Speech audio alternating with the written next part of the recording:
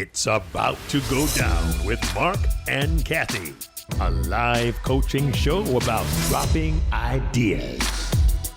Marc and Cathey coach and have conversations with brilliant idea creators who are reimagining the world through the expression of their words, thoughts, and action.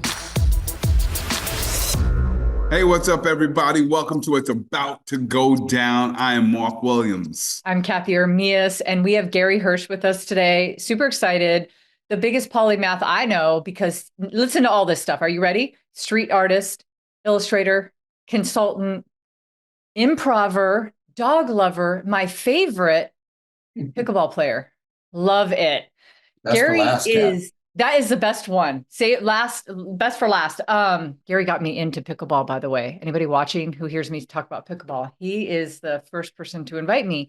I'm really excited though. Gary is a man of many cloaks.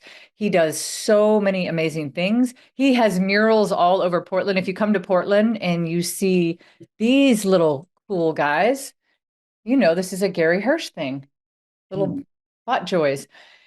But Gary wants to talk about the art of co-creating. And Gary, this is super exciting. I know you do this a lot, so I can't wait to hear what you say about this, but how we can do better ideas together. So welcome, Gary, to our show, and let's talk about creating together.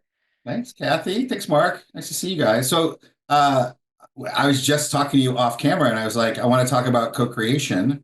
And you both you lit up. Like there was literally light coming out of you, some different place somewhere. So I want to start this conversation with why that was an exciting topic for you. That's my question back to you. Boom. Jiu-jitsu.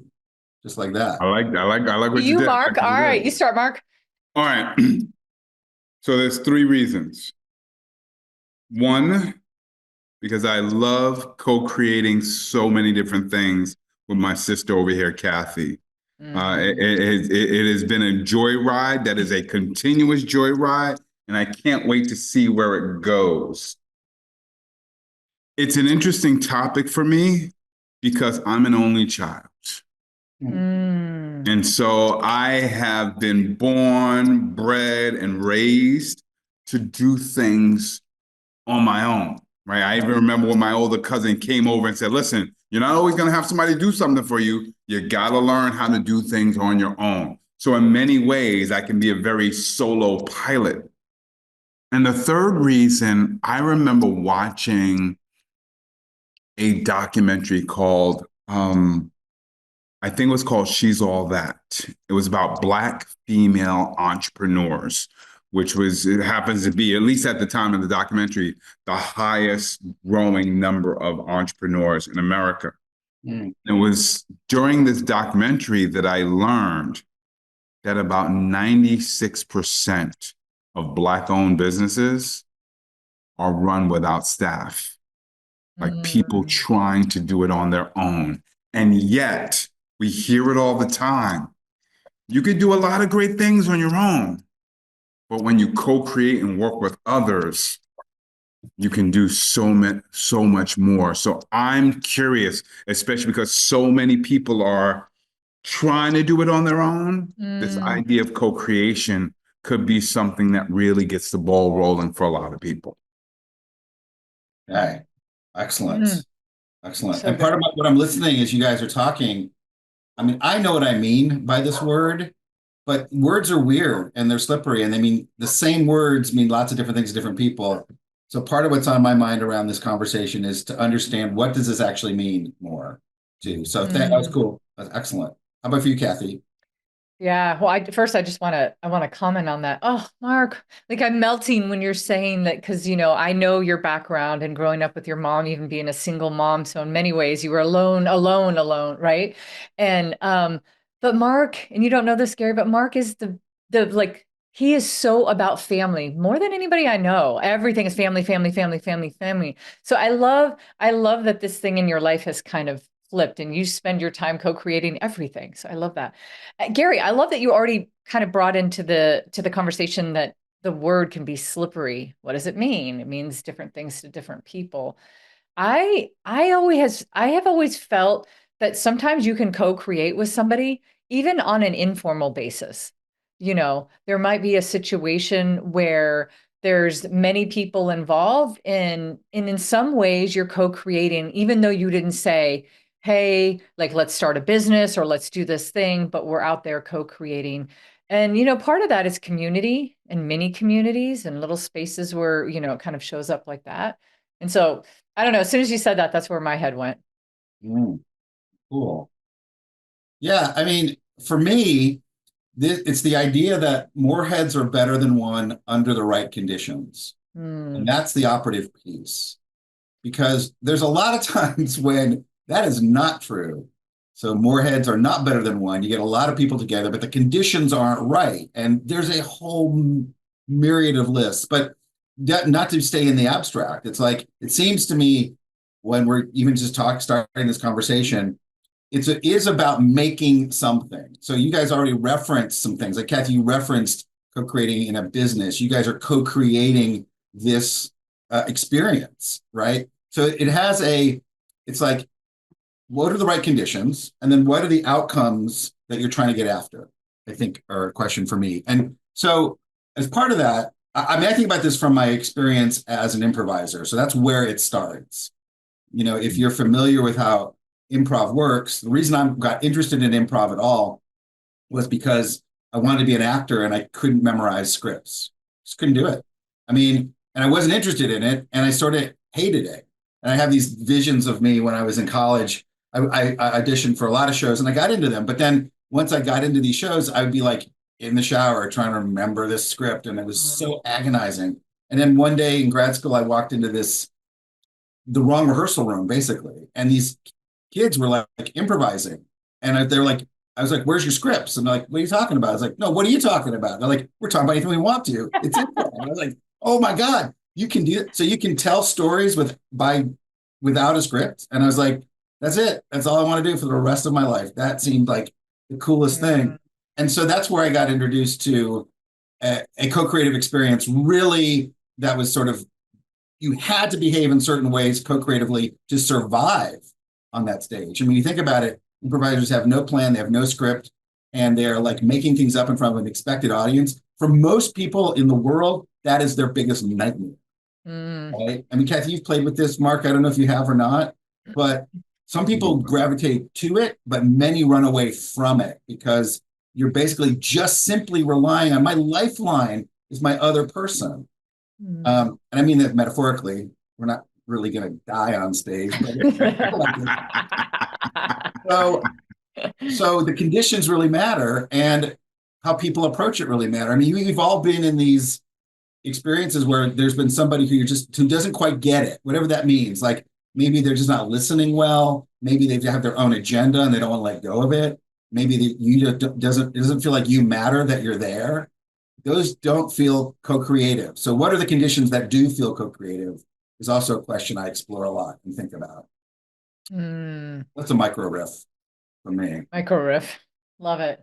I love this lifeline analogy or metaphor because, in other ways, like Marc and I, for instance, not only do we have this show, but we just recently started, like 1 year ago, we started Speaker Skills Academy, like an online community where we're drilling speaker skills, very specific speaker skills. And I don't think Marc could start this on his own, and I don't think I could do it on its own. Right. So we're lifeline with each other, and it just would not have happened. Even though it's a really good idea, it just couldn't have happened. And 1 + 1 = 10 big time in this space. And we couldn't have done it alone. Yeah, I think that we're thinking about sort of defining this or getting closer to what a definition of this means.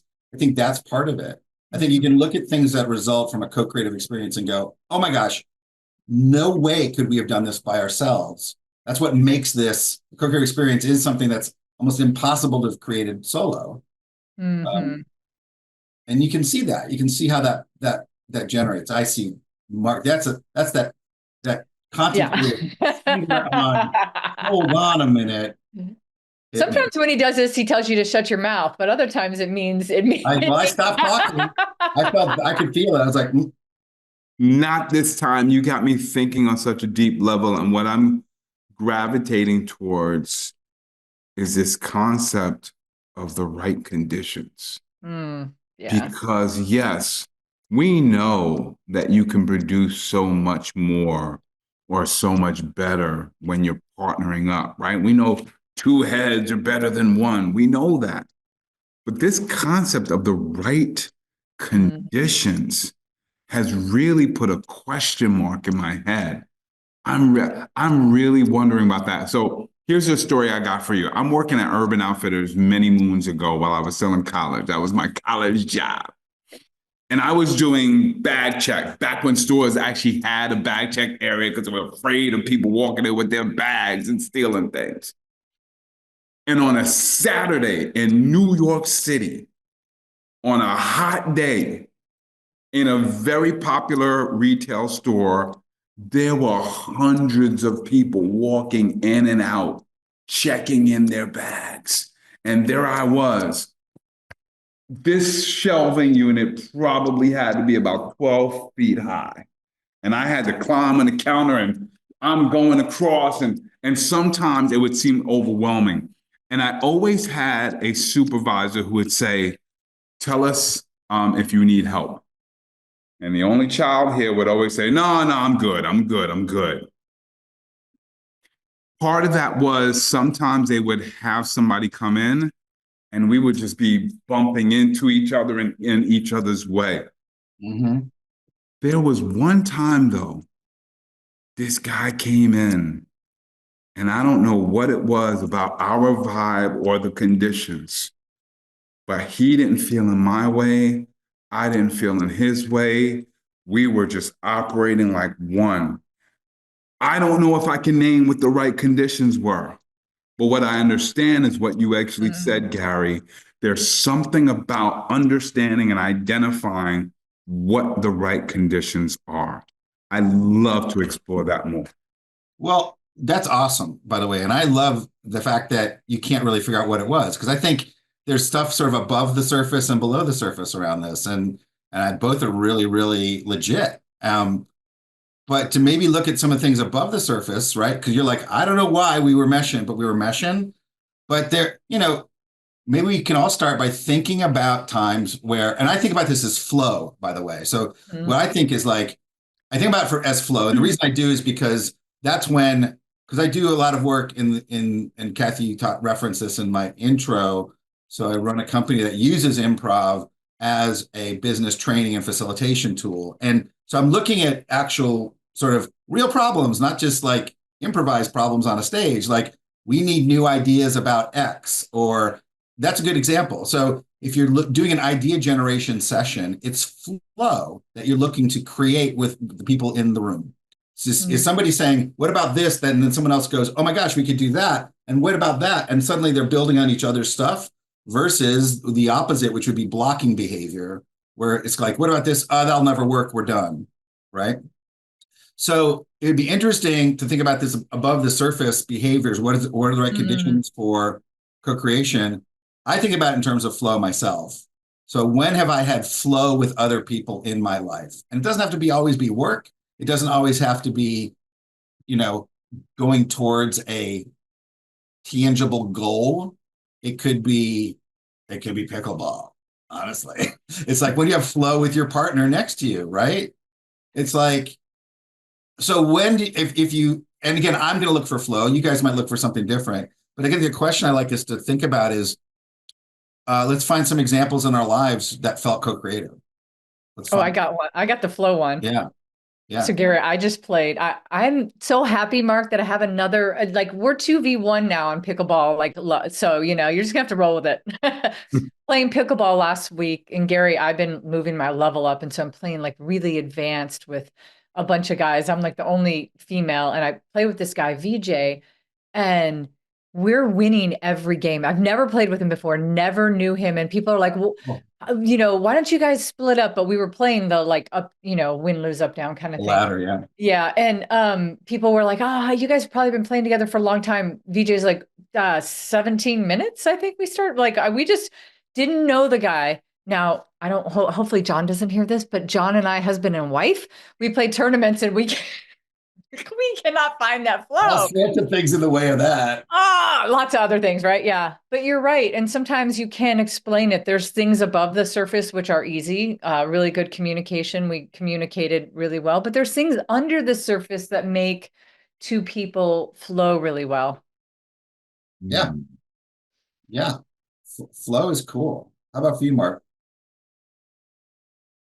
I am thinking about two particular occasions, and one happens to be with my wife before she was my wife. And I remember we were working at the same school, and it was another similar situation where somebody was like, "Do you need help?" And the only child in me was like, "Nah, I got it." We're seeing a pattern here, right? Yeah. So she doesn't ask if I need help. She just stepped in. And she didn't ask what needed to be done. She knew. And so I love this question that you're asking or posing that we all ask ourselves. When have you had flow with other people in your lives? Because for me, I realize part of the flow is not having to explain and not having to ask. That works for me. And that my flow is not your flow, is not Cathey's flow, right? So we all have something that triggers our flow. So that's my example. That's sweet. I love that. And I just made me think that, so the word trust also comes up here, right? It's like, if I don't have to ask and people just sort of like, it sounds like she almost read your mind, right? It's like, someone does that to you more than once, you're going to keep coming back. Right? You're going to be like, oh, and maybe I'll be a little more vulnerable with this person, and maybe I'll bring this up or whatever. It's like that's what I mean by the right conditions. It's like, what are the behaviors that two or more people exhibit in this co-creative experience that you want to keep coming back to? I mean, I started my business that way, actually. And again, so the way that my business started, which is 28 years ago. So we've been doing this for a long time. But I got a call. I was selling T-shirts at the Portland Saturday Market, and I got this phone call, and this guy was like, British guy, and he's like, I'd like to look at some of your T-shirts. So I went to your booth at Saturday Market, but you weren't there, which, by the way, is completely in violation of all Saturday Market rules. The artists have to be there to sell it. But I was like, no, I'm going to have someone else do it for a little bit because I really hated it. So anyways, long story short, we meet to talk. He wants a custom T-shirt. I'm painting these big monsters, hand-painted airbrush stuff. And he wants his custom T-shirt. And we go to this bakery, Three Lines Bakery. This is, again, in 1996. And he goes, those T-shirts are cool. What else do you do?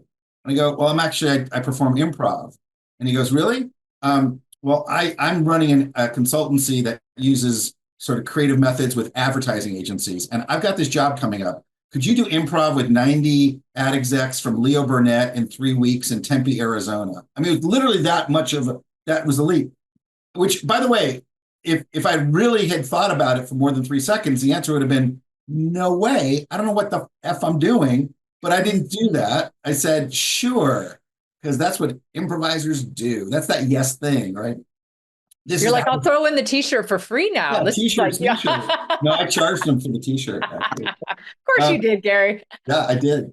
So there's this weird conversation that started in a tangent, had this thing that kept building. 3 weeks later, I was in Tempe, Arizona. I did do the job. It turned out so well. We decided to start a business together, and it was just flow after flow, but big leaps too. It's not, like suddenly we're here, next thing we're here, and then he lives in Spain, so I go over there, and it's like, bam, this thing showed up. But it showed up because both people were behaving that way. They weren't trying to be precious. And the other thing to think about would be, what are the anti-flow behaviors, right? Holding on to your stuff, feeling really proprietary, not being generous, not making the other person look good, not being curious. There's a lot of stuff here.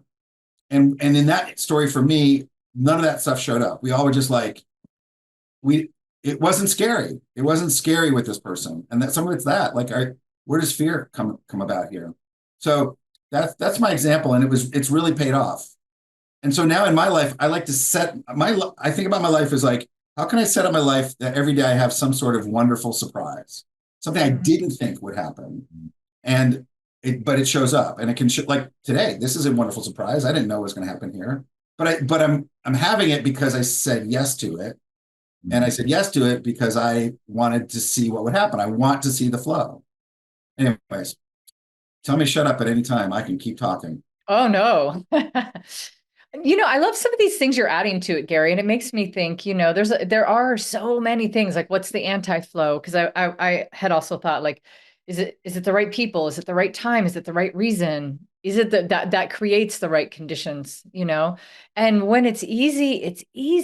Even in these conditions, Gary, you know this from, doing this with clients.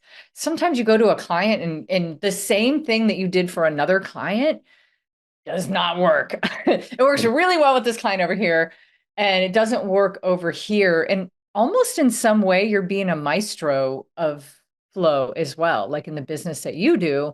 And so sometimes I feel like you can even create that flow. You can help create those conditions by being that person that's standing from the back. Yeah, I think you're right. Also, I think again, if you have even a cursory understanding of what it takes to get so think about this, like there's people that just are very reluctant to share an idea. And from all sorts of reasons, one of it could just be fear-based. Like, will this be a good enough one? Will they like me? Will I look stupid? Like there's a lot we self-censor as human beings all the time because we want to look good and interesting and clever, or we don't, and we just don't want to stand out. Like, oh my God, there's so much noise in our heads, right?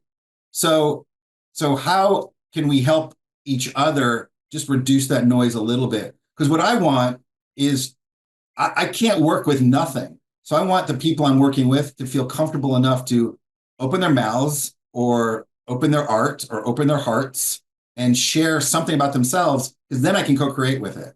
So you have to create conditions for people to feel comfortable enough even to start this. I think. Yeah.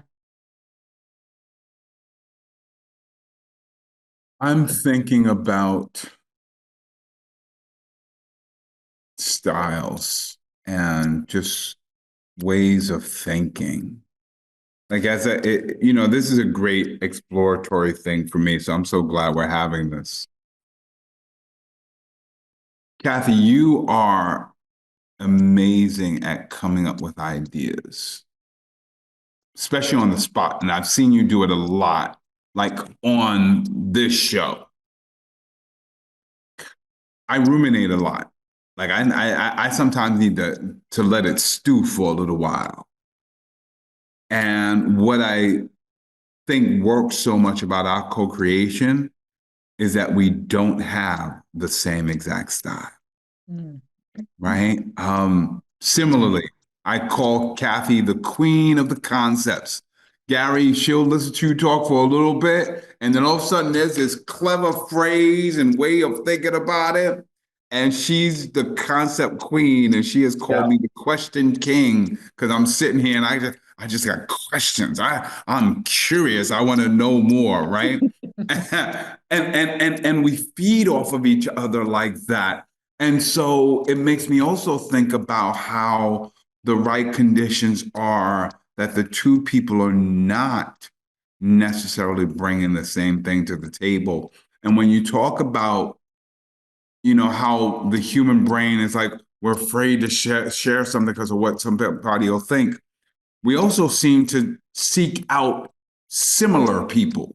And sometimes looking for the similar is not what's going to get you into your flow. No, but it feels safer, I think, potentially, because we see ourselves in that other person. But I hear you. It's like, think about, I bet we could all find examples of it. Anyone who's listening to this or watching this can find examples of that sort of what you wouldn't think would be complementary ends up being complementary in terms of the people or something else that you've been like, I'm quiet. You sit next to somebody, and this is a bad example, but I'm going to use it. You sit next to somebody on an airplane, right? Which is like, you're like forced into a relationship there in that moment. You know what I mean? It's like you're not, because you just decide that I'm going to not have a relationship now. I am going to, do that.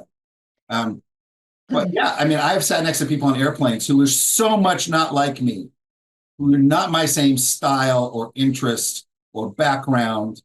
And I have had the most richest, interesting, coolest conversations. And some of it is because it's just this micro moment of a container. And then it's over. And you know that it will be over. And so I love this idea of like, where are the examples of the things that you didn't think would be complementary end up being that much richer? Mm. I think it's why people travel too. It's like you find this in your travel because you're Oh, suddenly out yeah. of element. Sorry, yeah, go ahead, Cathey. No. I love that. Yeah, Gary, that's a great example. I actually think it's a really good example because you sit next to so many people when you travel. And, I want to take it a little bit deeper because to me, being a creative and Gary and I would probably definitely fall in this space of like, where we think very creatively, like it's really high up on the way that we think. Sometimes we really butt heads with people that are very logical, and we need like logical people in our life. But I feel the people that I have the best flow with, there's something in the middle. And Mark, you and I have that big time. There's many things that we're different about, but there's so many things that we're similar. There we're kind of, and we have a lot of similarities, enough similarities that I think it like flows that flows really well. I remember early on in my work not recognizing how much of a creative I was and how many times, like I used to work at the shredding company and I was the marketing department, and our company was an engineering company. We had engineers building all these custom shredders, and it was just a constant, like, there was no middle area. Like, and so I don't know, that's something I was thinking about too when you all were talking about that, is like, yes, I think it's nice to have difference, but again, if there's no space where we can come together, it's hard to flow. Yeah, I think that's right. It's like, what is the common? Is there a goal? And going back to, so I try to practice this in my art making. So, for example, when I make a mural, and I just did this, the latest one, I am interested in having, first of all, create a mural that will invite a co-creative, or at least an interactive experience, which actually is co-creative, right? So, for example, I'll do murals where I'll have a question that's listed on it, like, what brings you joy? Or who inspires you? And so these big, weird monsters and robots and all sorts of creatures and things that come from my past and nightmares when I was a kid, and I still paint them now. They are posing these questions to the world. And so, yeah, there you go. That's a joy bot. And so then what I'm interested in is then what are people's answers to this? So a conversation is co-creative, if you think about it. I like to use it in my art. And improv is just a great place to see it. Because you get up on stage and you're like, I need an occupation. And somebody says shoe salesman. And then someone starts a scene and they're trying to sell me shoes. And I want the green ones, but they only have the yellow ones. Except they bring out the yellow ones, and the yellow ones, I suddenly realize I love them. And suddenly we're off on a huge journey throughout the mall, finding all sorts of yellow things. And I couldn't have thought of that myself. Actually, I did just think of that myself, but you know what I mean? It's like, it's like you can then study it. You can go like, well, why did we get there? How did we do that? And there are some behaviors I think that are important. So here's 3 of them. One is, can you let go of your own idea enough to be changed by another person? So I'll say it again. Are you available to be changed by someone else? Because if you're not, then it's going to be very hard for you to then co-create. I think the other one is, so let go, notice more is number 2. So what else can you notice in this experience or this environment? Not just on the improv stage, but anything you're doing. Oh, wait, there's something else we could do. Or here's what I just saw. Or look, Cathey's got the word love in her background. What can we do with that? And then, so let go, notice more, and then use everything is the third tenet. Meaning, let's try to stay out of judgment as long as we can. Pretty hard to do forever, because eventually you have to make some judgment calls and like, let's go, let's not go, that's good, that's bad. But what's cool about improv is that on the improv stage, we don't have time for judgment. So if Cathey comes out with an idea or just trips on her shoelace by mistake, for real, like not acting, we don't have time to go, oh, wait, let's start that scene again. We didn't mean to trip on the shoelace. We just like, use it. You got to use it.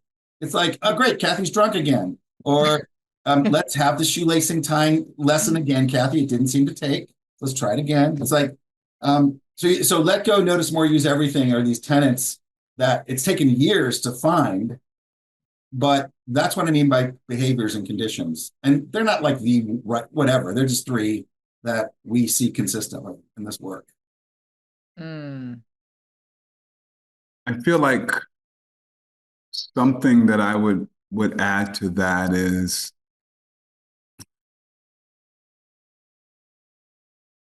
and maybe it's a part of the notice.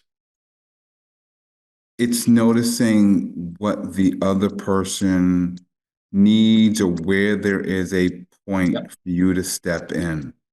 So I'm in my high school play. We're doing The Wizard of Oz. On one night, I was a scarecrow, and on another night, I was Tibia. Who's Tibia? I don't know. Tibia was not in the movie. Tibia was only in the play. Tibia was basically the butler or the skeleton butler for the Wicked Witch of the West. Makes sense, because I was like, tibia, it's a bone, right? Right. Yeah.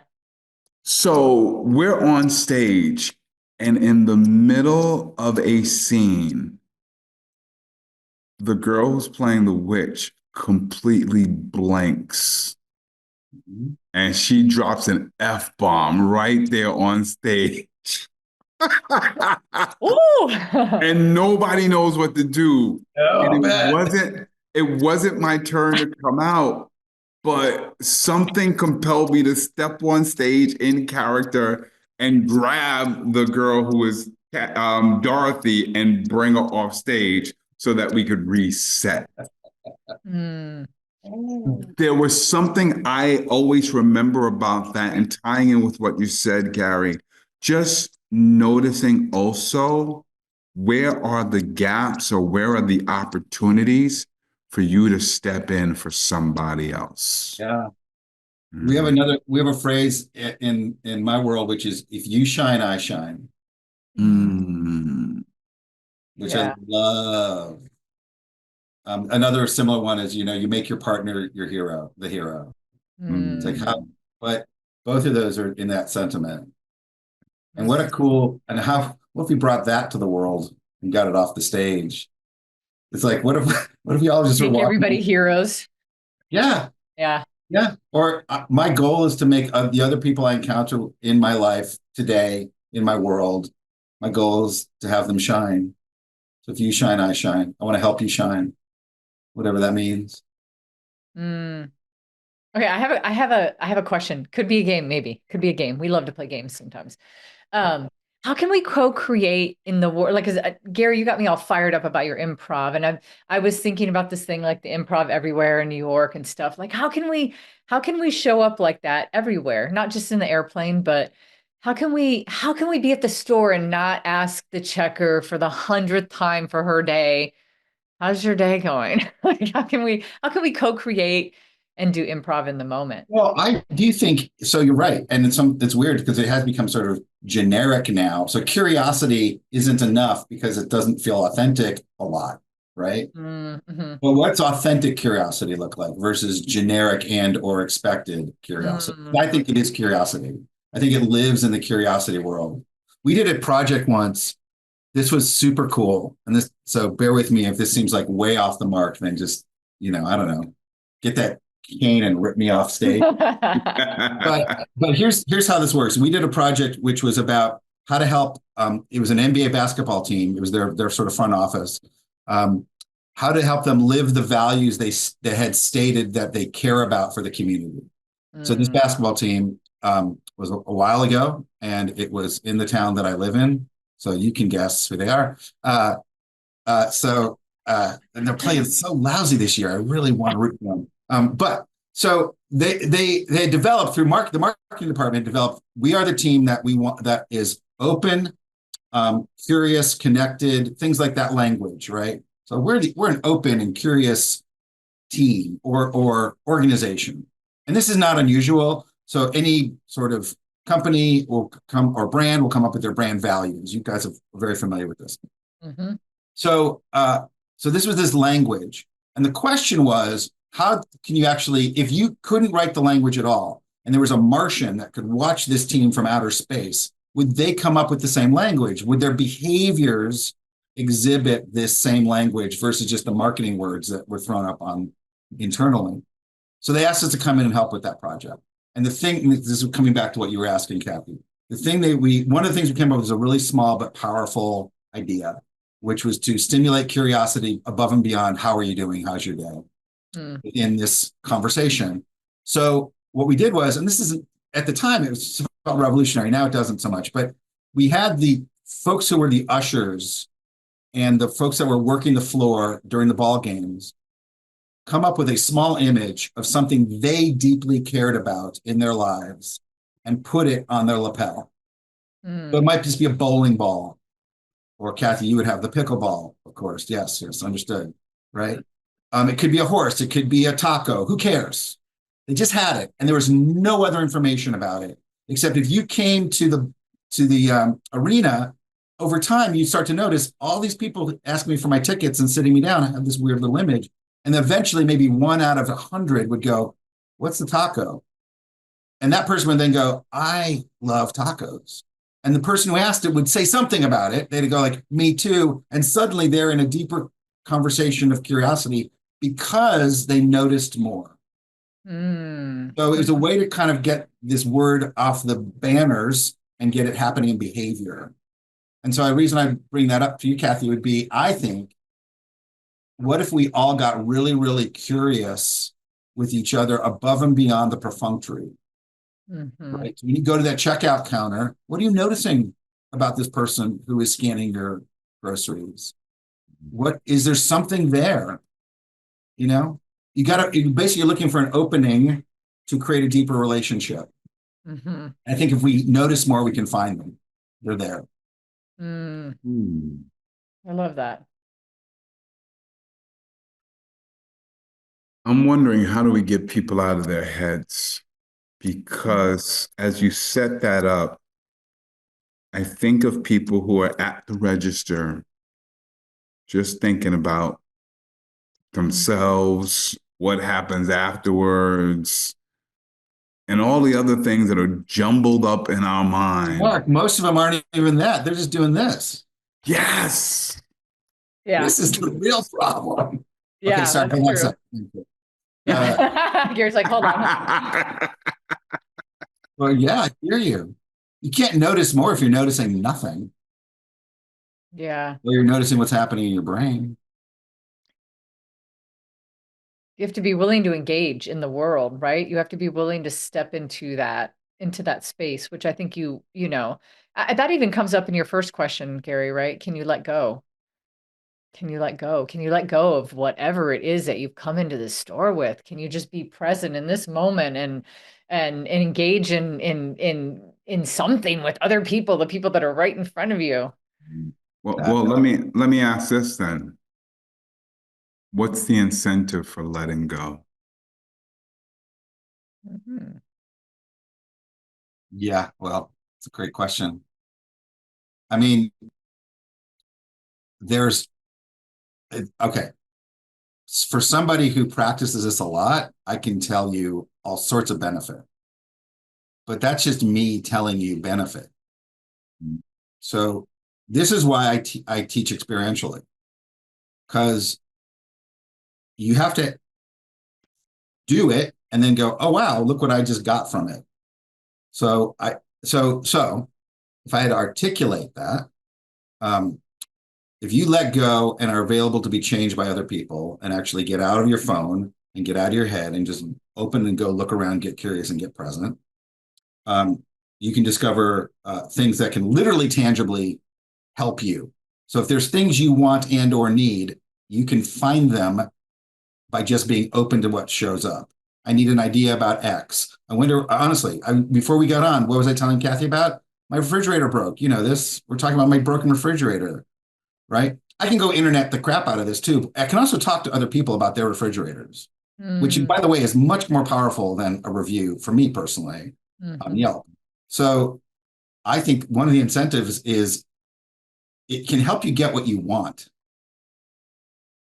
whatever that might be, because other people have experiences too that can help you get what you want, but you have to be available to receive them. Yeah. Yeah. Then I want to follow that up. I talked a lot about solo, but this word siloed comes up a lot now too. And I'm wondering, how do we break the cycle of a siloed society? Everybody just trying to figure it out on their own. Everybody protecting their idea on their own. Everybody trying to figure out how to do it on their own for whatever reason. How do we break that siloed mentality so that there's more co-creation happening? That's a beautiful question. I mean, I'm not going to tell you how, but I can give you an example. So Cathey referenced these little robots that she showed you. I have one here too. So I'll talk about this for a second and as a way of an example. So this is a Joy bot. No, this is a Brave bot, actually. Different types. Brave bots I give to kids in children's hospitals, and they hold on to it, and they come with little operating instructions, and they say, this is a Brave bot, and keep it with you. When you need some courage, just listen. It's going to give you some. And of course, it doesn't. It's just a domino. But it does, because when you need it, you basically help yourself find the courage. So it's a powerful little piece of art. And I don't really understand how it works, but I make lots of them. This one is 91,230. So I've made that many of these. But here's the reason I'm bringing this up as an example. I realized I got this call. I was doing this about 5 years in, been this for almost 20 years now. And I got a call from a children's hospital in Connecticut. And they said, we found out about these Brave bots, and we need 4,000 of them because we've got that many kids who would be able to use this over the next year. And I was donating these, by the way, at the time, still am, to children's hospitals. And I was like, oh my God, I can't do it. I can't give you 4,000 of these things because I can't make them in time for when you need them. And it's a huge commitment. And I had this realization, which was I am the bottleneck of a great idea. So it's time to let go of it. So that day, and you can find it now on my website on botjoy.com, I put up a video that said, steal this idea. So here's how you make them. Here's how you do them. I don't care what you do with them. Take it and steal it. So literally let go of it. By far, the best thing I've ever done in terms of my art and my business, and not the best thing in my life because I have kids and they'll listen to this and say, what about us? But an amazingly top 5 thing. There's a huge benefit. So much has come back to me because of that. Incredible stories, incredible opportunities. It's immeasurable because I was able to let go of it. And it was scary. I had a guy, this artist in the UK was like, you said I could steal it. So he literally replicated everything. Stole my imagery, stole my packaging, stole everything because I said he could. And I went onto his website. I know, look at Cathey's like, wait a minute, you didn't mean that, did you? And I was like, guess what? Yes, I did. Because if you say steal it, steal it.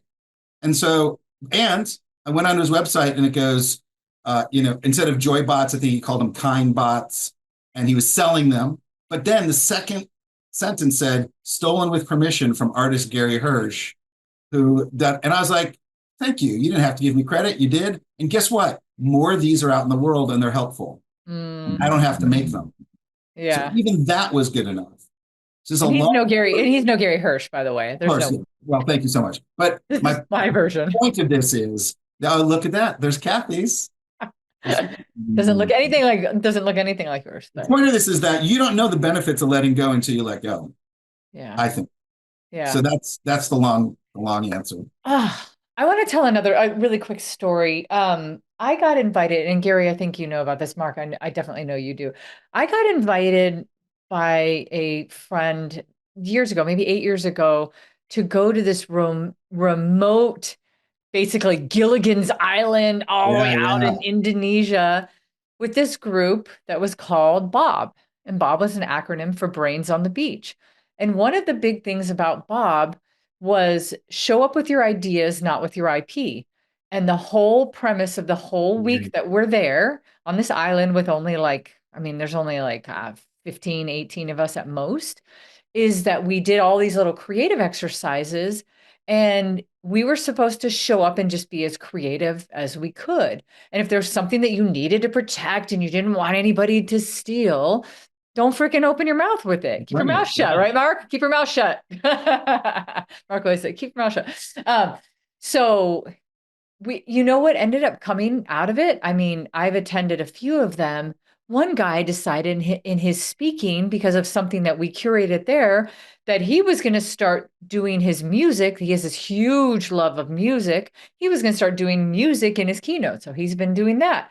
Another person started this really big leadership program that was based on something that happened on the island. Another person changed their entire business because of something that was said on the island.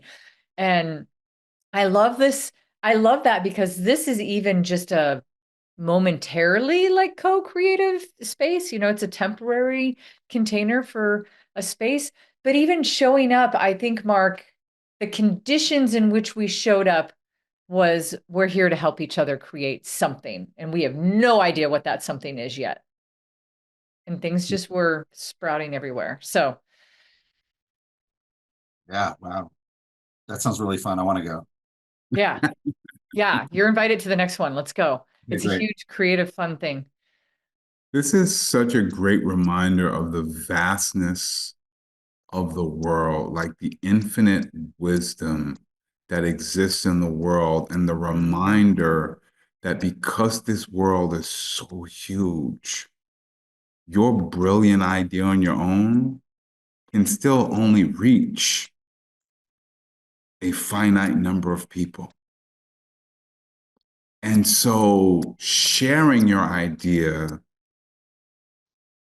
is so beneficial for somebody on a Gilligan's Island somewhere who will never be in contact with a Gary, who will never have an opportunity to meet with a Cathey. When you talked about the kind bot being out there in the world, I thought about how beautiful it was for you to let somebody steal or share or riff on your idea. We live in a society where it's like, oh, but that's a knockoff. Somebody stole my idea. You can't reach everybody. No way. You can't. Yeah. Thank you. Thank you. Yeah, that's a good point, Mark. It was, I can't do that with everything in my life, but being able to at least do it with something that's so important to me in a way that has just been, the benefits are crazy. Because I did that, there were school kids in San Mateo, California that were making Brave bots for other kids who were in the hospital. Then they decided who else needs bravery? And they were like, astronauts. So they sent Brave bots to NASA. Now, I don't know if they made it into the shuttle, but that's pretty cool. That's really cool. So it's like open it up.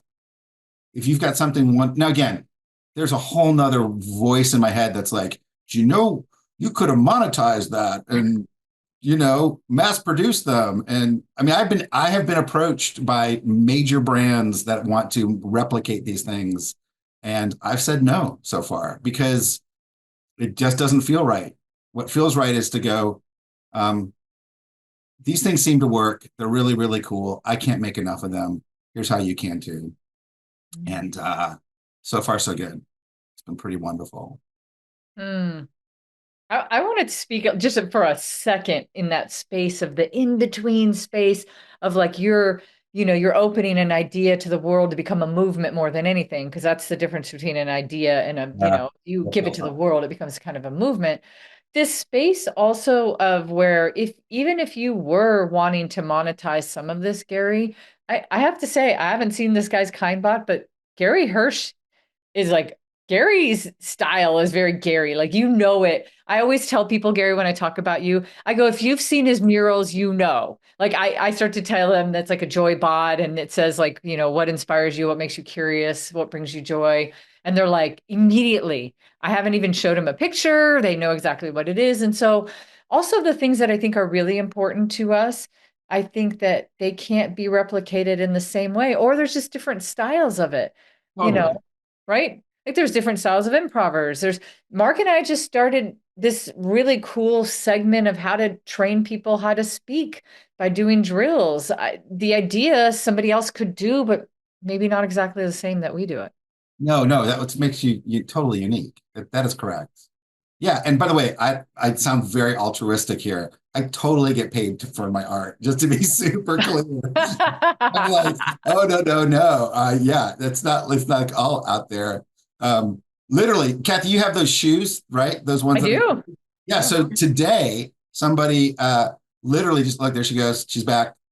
There you go. You can see those. Those are like little robots all over Air Force Ones. Yeah. Yeah, there you go. No, today someone ordered a pair, and very happy to charge the money for that. Yeah. So it's I had to not. work for mine too, by the way, just FYI. Remember, I didn't have a Yeah, voice. you couldn't talk. We did shoes for coaching. That was Yeah. an. Silent coaching, by the way, Mark. I had lost my voice, and Gary was doing a TED Talk, and he was telling me about it. And I couldn't. So I was typing. She was all her feedback came in on the chat, which was it was great. It was totally effective. But now we have this awesome story about my awesome shoes, and they're part of my sneaker collection. I don't wear them anywhere other than speaking. Right on. Yeah, no, I brought one over. Here's another set. Oh, I like that. These are the ones that I wear. Ooh, I love the green on that. Well, I remember you asking me, Gary, like, what colors do you like? And, my brand colors are like red. And so you did it like red and pink. I love it. It's really good. I like this idea because I just started thinking, well, how many sneakers are there on the planet? And how many different sneaker companies and shoe companies? And how many different cars? There was a point where like one car was invented. Yeah. And could you imagine if we stopped there and it was like, oh, that's it? And so there's something completely amazing about starting something that then branches out and different people are putting their own spin on it, and you'll get your Ford money. You'll get it. And in the meantime, there's Nissans and all Toyota, there's all kinds of stuff out there. What I appreciate about that, tying in with this whole thought about stealing the idea, is I think sometimes the concept of your idea being stolen is like you being stolen. Right. But you're not. No. Right? Because the kind bot is not the brave bot. No. It's right? their own spin on their thing. But this is where, yeah, man, I don't know how much more time you got, because this is where you're like, where's your identity wrapped up in your idea, or wrapped up in your art, or wrapped up in your business, and how much of it is you? And if it tanks, are you tanking? Or if it succeeds, are you succeeding? And where's the foundation of your own identity here? So yeah. Okay, I want to riff on that for a second.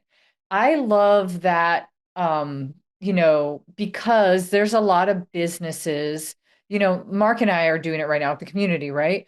We started this thing, we love it, but we want that in between. We want people to show up, and we don't want it to so much be ours that it doesn't belong to other people, but we also want to continue to run it the way that we like to run it. Like, this is our style of running it. So there's even a hybrid version of that. There's even an in between of that.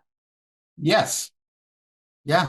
Great. And if you can find it, and that feels there's ease in that, that's a beautiful place to be. Yeah. I think the other way to think about it is what's one thing you can let go of in your life that's important to you, that you can share it in a way that would allow for more of it to happen in the world. That, Oh, that is that, such a good question. Question of the day. Oh, Mhm. so good.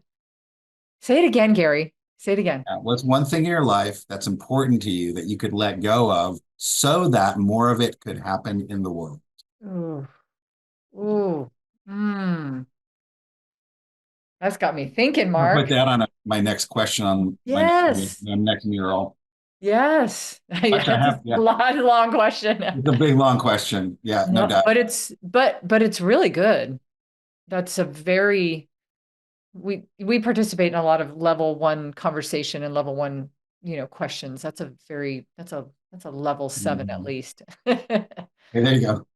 The level 7 question. No, it's We really good. we can ponder that one for the future. There you go. I'm gonna call it a liberating question. Mm, mm, That's the word that comes to mind for me. yep, yep. And, we're so trapped, right, by anything else. But that's a liberating question. Can It's we like, answer it though, Mark? Can we answer it? Like, ooh, I think the three of us should answer it. This could be the game, maybe. Like, it's a really good question. I'm having to search my brain, Gary. I'm like, what could I let go of that if I let it go, there'd be more abundance of it in the world. What is it? And maybe a clue for it is I mean, this is tough. What's really important to you that you Yeah, do? like what are you What's in, holding yeah, what's your closest? passion? What's important to you? And what do you do well that is shareable? Mm, mm-hmm. Letting go doesn't mean you don't have it anymore. I Just means think, you're sharing it, right. right? Yeah. That's a hard one. That's really tough. It's really, really tough. it's tough. I don't know if this is the answer. I'd probably have to think a little bit more about it. But the one thing that comes to me right now, and Cathey, you've heard me talk about it, Gary, I and do this whole series on community building, right? I don't call it team building, I call it community building. And a lot of it is really based on all the research around gameplay at work. And so we do a lot of game playing, which is really just a symbol for the real things that teams are dealing with, right? And a lot of it's the debriefing and what we talk about after the gameplay. Mhm. And I've enjoyed building out this series. And I remember being asked about co-facilitating it. And I was like, oof, oof. Ooh. I don't know if I want to share the stage on this one. I'm the Ooh. only child. Yeah, yeah. Come Keep on, my toy back. let's get back to that. Yeah, let's Right. go back to that. Um, but I like the idea of letting it go and seeing how other people can kind of riff with it and Mhm. see where it can blossom in ways that even I can't imagine. Right. Um, Because that is the power back to where we started here. That is the power of co-creating. You guys said this earlier. It's like you create things that you couldn't make yourself. You're co-creating things with other people. And if you try to do it alone, it would not have happened. You Mhm. couldn't get there. There's a story. Yeah, sorry, you go hop in there if you want. no, I want you to finish first. Yeah, so there's an improv, games are us. I love it too. And so there's this game called Swedish storytelling. Cathey, I don't know if you've done this in your improv world. It's nothing particularly Swedish. I'm not sure. This is how improv stuff is called. It's just random names. But Swedish storytelling is where we could do it right now. Swedish storytelling is where someone starts to tell a story, and then someone else yells out a word that's got nothing to do with the story that's being told. And the person who's telling the story has to incorporate it into the story. So, humor me? Can we do a micro bit of Yeah, it? I'll Yeah. show you what it. Yeah. let's do Okay, it. you Yes. guys are like, no way. No, Okay, this is awesome. all right, cool. So here's how we'll do it. Mark, I'd like you to think of a title of a story that you think has never been told before. So just a made up title of a story. And if that's hard, let me know and I can give you some other things to try.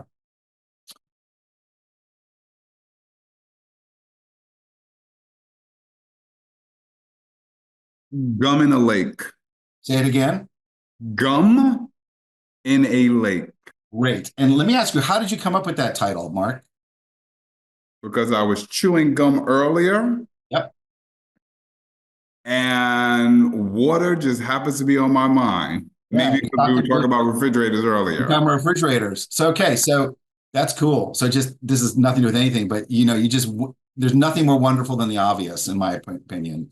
And that is so obvious to you. And because it is, it's obvious to us now. It's like gum in the lake. Okay. So Cathey, I'm going to tell the story of gum in the lake. I guess I'm going to start it. We won't do the whole thing because it may take too long. Or maybe I'll find an ending. But your job, Cathey, you're going to yell out words as I do it that have nothing to do with what I'm talking about. And then I'm going to try to incorporate those words into the story. Let me go a little bit longer and then give me another word. You had once before, I can't remember, but probably. So gum in the lake is what it's called. Tony was 12 years old and he loved to go fishing in the local lake by his house. So one day he picked up his fishing pole and he went over to the lake and he cast it into the middle of the lake. Garage. He pulled and suddenly there was something stuck on it, something huge. He remembered that he had left his net back in the garage. So he's going to have to land this thing on his own. Tree. So he pulled on it and it was still pulling back. He got it tangled up in a tree. And before he knew it, there was a huge splash in the middle of the lake. Stinky shoe. Well, he saw what it was. It was this giant, huge, stinky shoe that was on the end of his line.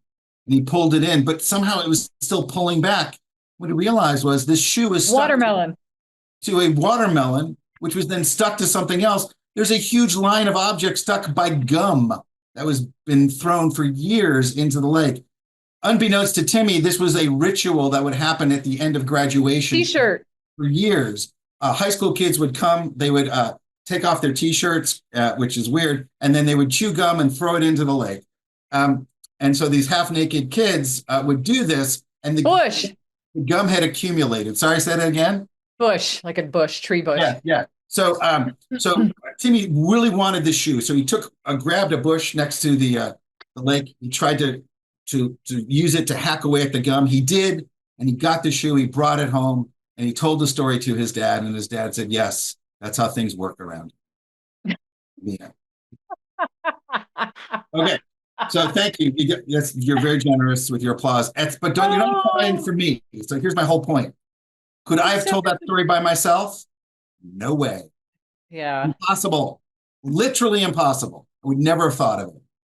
Whose story is that? Not mine. Ours, right? I guess. If Mark gave us the title, it's just as much his as it is mine, as it is Cathey's. That is a co-creative experience. And the conditions for it were everybody was sort of just available to be changed. I didn't think gum in a lake. I was like, I don't know where this is going to go. Cathey, you probably thought, okay, if he uses this, he can use it that way, but I probably used it differently than you expected. Mark, I don't know what you were thinking. Probably like, this is the weirdest thing I ever saw. The bottom line is, none of it went the way you had probably expected it or wanted it to go or even thought it could. And the final product is a 1 + 1 = 20. It's not, you got more than the sum. So that's a good example of what this looks like in action, I think. Oh, that was so fun, Gary. I love it. That was such a fun game. I've never done that before. That's awesome. Oh, cool. That was awesome. It's good for road trips too. Kids' road trips. Just the problem with playing with kids, though, they just yell out things like bathroom, toilet, poop. Yeah. And then you got to keep using that. But, boogers. Yeah, always.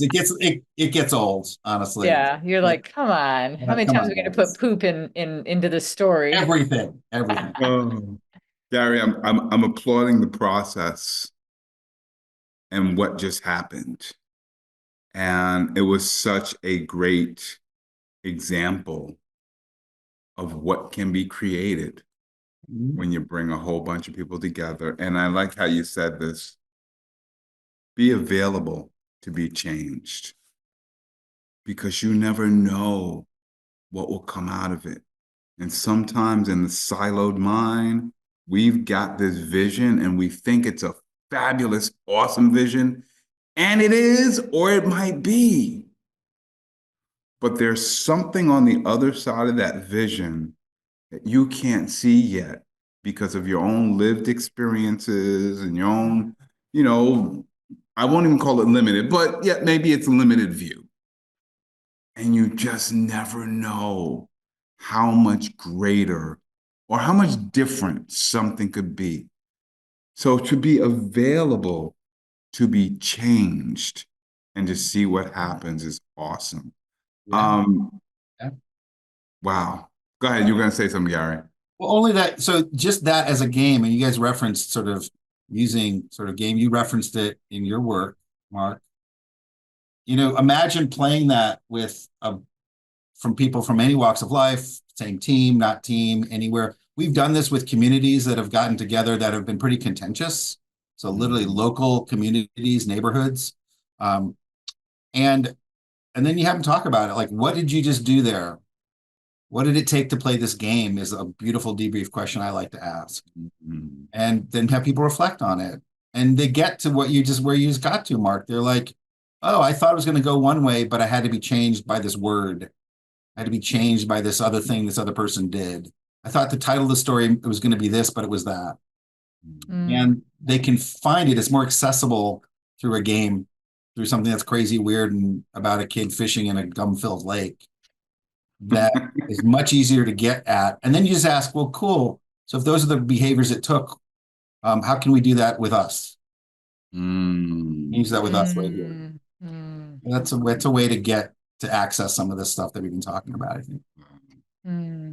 Well, Gary, I think that then becomes probably the last question that we have for this conversation. When you think about all that we've discussed so far, what are you walking away with? Either for yourself, or what are you walking away with that you can share with others, or what are you walking away with that might answer one of those unanswered questions that you had when we started this conversation? Sweet. Yeah. Well, I think about this idea a lot. So it is so refreshing to co-create around co-creating.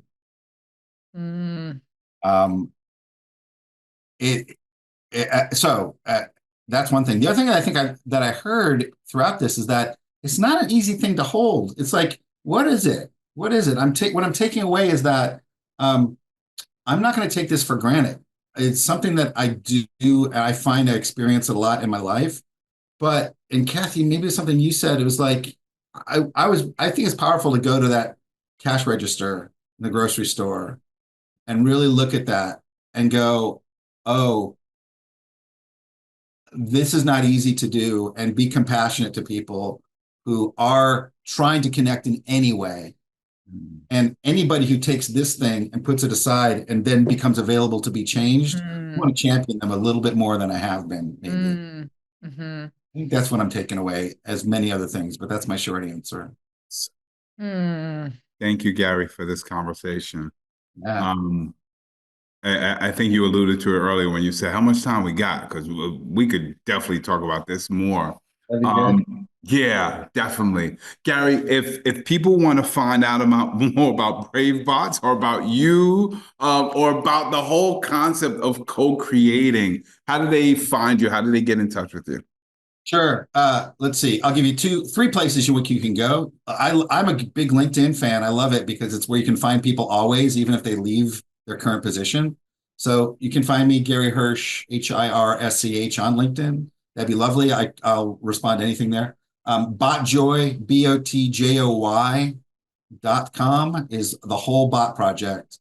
And then, as Cathey alluded to, I'm a partner in a company called On Your Feet. And somehow we got the early URL of OYF.com. Three letters. 3 letters, which I think is probably the most valuable thing in the company at this point, right? So botjoy.com, OYF.com, or just me on LinkedIn, any of those. Love that. Love that. To everybody and anybody who's watching, may the next conversation you have at the cash out register at your local supermarket be completely different than you ever expected. Take Mm. the opportunity to co-create an experience. Yeah. On your next car ride, start a story, tell a story, have somebody throw some words in a story, and co-create an experience. Let somebody steal your idea and see it go places it's never been before. Mm-hmm. And then everybody else, whatever idea you've got, contact Cathey, contact myself. Let's have this idea co-created conversation so we can see where your idea can go next. Gary, it has been awesome. Thank you for joining us today. Thank you, everybody, for watching today. Cathey, thank you for co-creating this today and for 10 seasons and going. Wow. It's been an awesome ride. We will co-create so much more. So check us out for the future of It's About to Go Down.